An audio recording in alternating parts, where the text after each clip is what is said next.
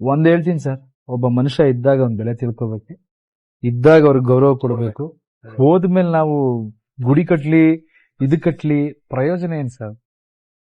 ಅವ್ರೇನ್ ಅನ್ಕೋತಾರೆ, ಇವ್ರೇನ್ ಅನ್ಕೋತಾರೆ, ಈ ತರ ಎಲ್ಲ ಯೋಚನೆ ಮಾಡ್ಕೊಂಡು ಅವ್ರನ್ನ ಖುಷಿ ಪಡಿಸ್ಬೇಕು, ಇವ್ರನ್ನ ಖುಷಿ ಪಡಿಸ್ಬೇಕಂತ ಬದುಕಿ ಕಡೆಗೆ ಏನೂ ಇಲ್ದೆ, ಅಯ್ಯೋ ಹಂಗಿರ್ಬೇಕಿತ್ತು, ನಾನು ಹಿಂಗಿರ್ಬೇಕಿತ್ತು, ಅದು ಮಾಡ್ಬೋದಿತ್ತಲ್ಲ ಅಂತ ಅನ್ಕೊಂಡು ಲೈಫ್ ನ ಇದ್ ಮಾಡ್ಕೊಳ್ಳೋರ್ಗಿಂತ ನಿಮ್ಗೆ ಹೆಂಗ್ ಬೇಕೋ ಹಂಗ ಬದುಕಿ ನೆಮ್ಮದಿಯಾಗಿ ಹೋಗೋರು ಗ್ರೇಟ್. ಬೇಡ, ಈಗ ಏನಕ್ಕೆ ಈಗ ಸುಮ್ನೆ ಮಾತಾಡೋದು ಏನಾದ್ರು ಗೊತ್ತಾ, ಅವಶ್ಯಕತೆ ಇರ್ಬೇಕು, ಮಾತು ಎಲ್ಲಿ ಆಡ್ಬೇಕು, ಎಲ್ಲಿ ಉಪಯೋಗ ಆಗುತ್ತೆ ಅಲ್ಲಿ ಮಾತ್ರ ಮಾತಾಡ್ಬೇಕಂತ. ಅಂದ್ರೆ ನಾವು ಅನ್ಕೊಂಡಿದ್ದೆ ಸರಿ ಅಂತ ನಾವ್ ಅನ್ಕೊಳಕ್ಕೂ ಆಗಲ್ಲ ಅನ್ನೋದು ಅನಿಸ್ಬಿಡ್ತು. ನಾವ್ ಅದಕ್ಕೆಲ್ಲ ಯಾಕೆ ಇದ್ ಮಾಡ್ತೀರಿ, ಇದ್ ಮಾಡಿ ನಾವ್ ಯಾರು ಹೇಳಕ್ಕೆ ಅನಿಸ್ಬಿಡ್ತು. ಅವ್ರಿಗೆ ಏನ್ ಮಾಡ್ತಾರ ಮಾಡ್ಲಿ, ಅವ್ರಿಷ್ಟ.